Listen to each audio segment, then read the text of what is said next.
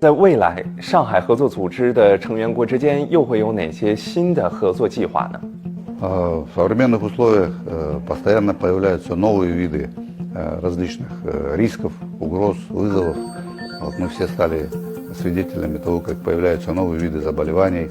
Вот я имею в виду пандемию коронавируса COVID-19. Поэтому в Шанхайской организации сотрудничества внимательно следят за появлением новых видов угроз, вызовов, рисков и принимают соответствующие меры. Например, в последние годы очень широко распространяются различные виды киберпреступлений и угроз информационной безопасности.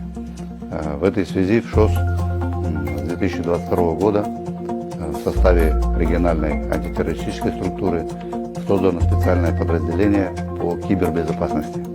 Проводятся киберучения и обмен опытом, различные курсы по повышению информационной безопасности наших государств. Другим одним из новых таких видов вызовов является распространение инфекционных заболеваний, а также задача повышения сохранности здоровья населения наших стран. Поэтому активно развивается сотрудничество в сфере здравоохранения.